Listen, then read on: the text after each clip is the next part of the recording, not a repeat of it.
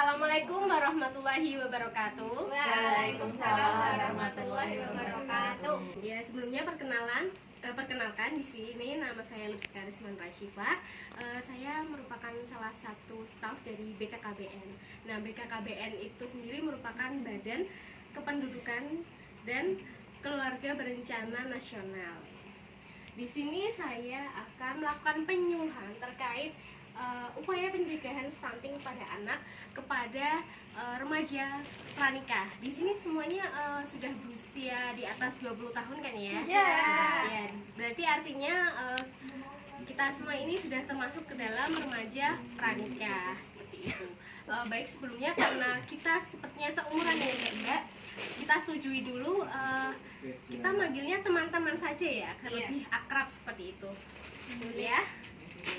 Kita lanjutkan materi pada kesempatan kali ini mengenai upaya pencegahan stunting pada anak.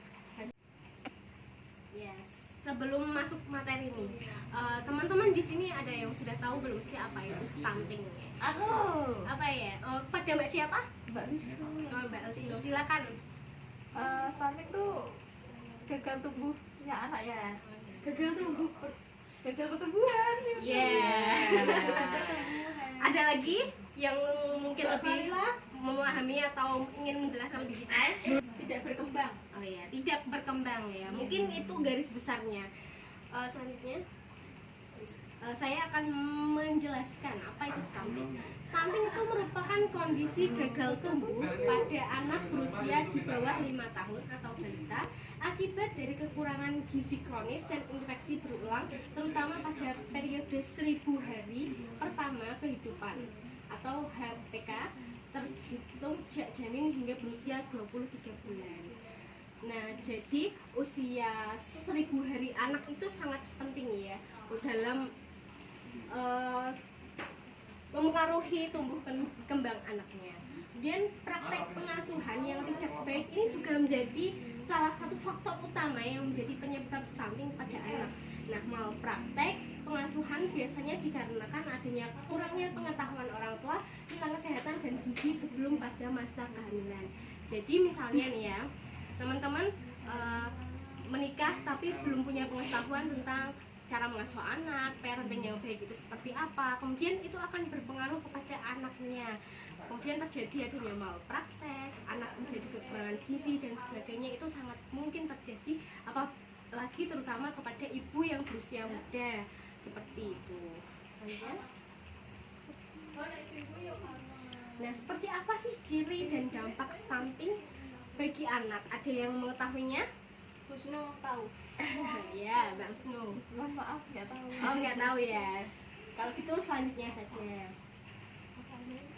Nah, anak itu dapat tergolong dalam istilah stunting apabila panjang atau tinggi badannya ini berada di bawah -2 standar deviasi panjang atau tinggi anak seumurannya. Stunting ini harus diwaspadai karena dapat menyebabkan kemampuan kognitif tidak maksimal dan disertai perkembangan fisik yang terhambat. Nah, seperti itu ya. Jadi misalnya anak seusianya sudah setinggi ya, sudah bisa berkembang dengan seusianya, bisa melari dan lain-lainnya, sedangkan dia belum sendiri, itu harus diwaspadai karena dampaknya sangat bahaya bagi anak sendiri. Selanjutnya, selanjutnya ini mengenai data studi kasus gizi di Indonesia atau SSGI pada tahun 2021 ini menunjukkan angka stunting secara nasional mengalami penurunan sebanyak 1,6% dari 27,7% pada 2019 menjadi 24,4% saja. Namun meski demikian, angka tersebut ini masih di atas standar WHO.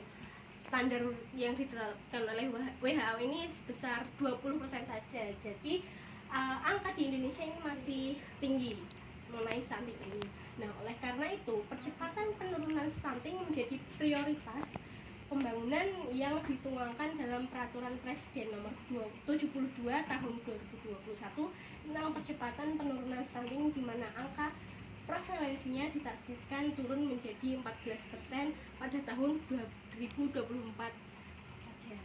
Nah, Selanjutnya ini mengenai pencegahan stunting.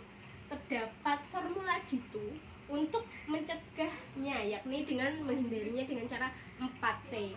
Nah, 4T ini merupakan kampanye yang fokus pada 4 isu yang dianggap menjadi penyebab tingginya angka stunting yang ada di Indonesia. Nah, ini ya teman-teman. 4T itu diantaranya terlalu muda, terlalu tua, terlalu dekat, dan terlalu sering. Ya.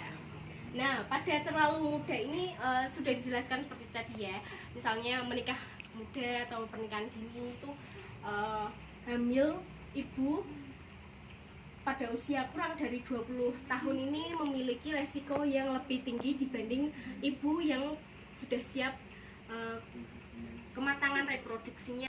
Nah, mungkin ini terlalu muda ini tidak semua menyebabkan stunting, tapi faktor terlalu muda ini dapat memperbesar resiko terjadinya stunting. Seperti itu ya Mbak Malin.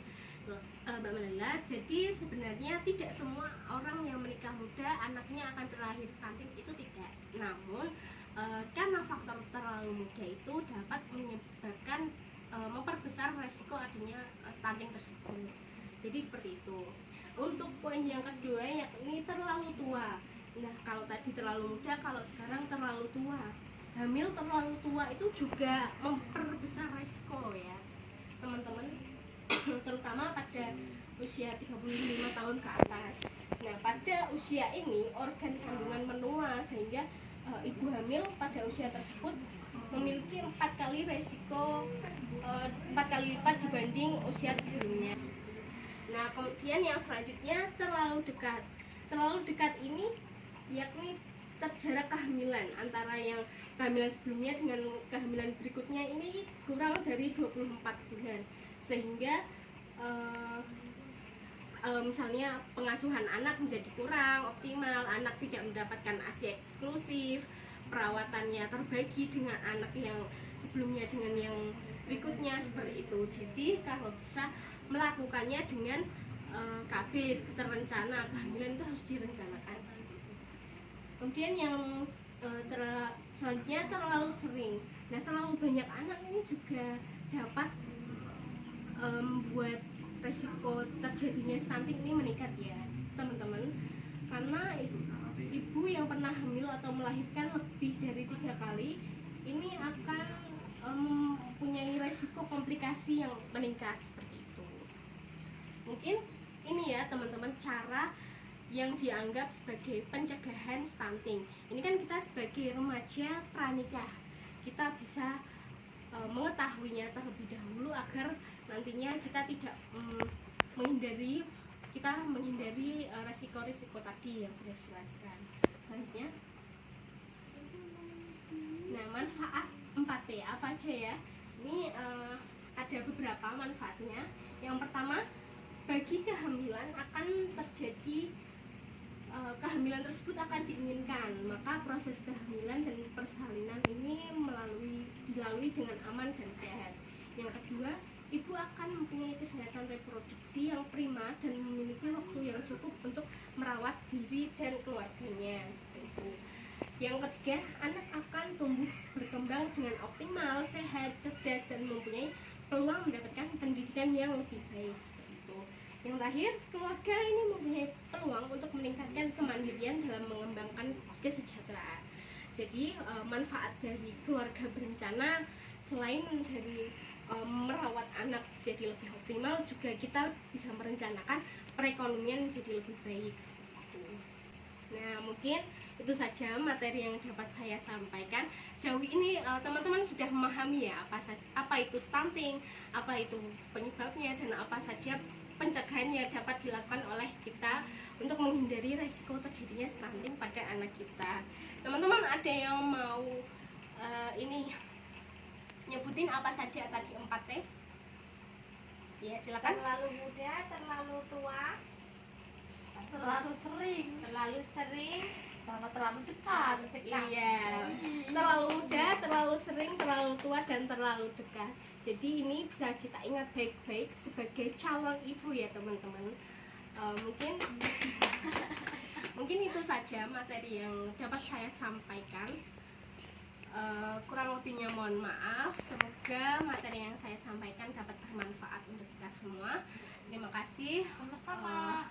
Wassalamualaikum warahmatullahi wabarakatuh. Waalaikumsalam warahmatullahi wabarakatuh.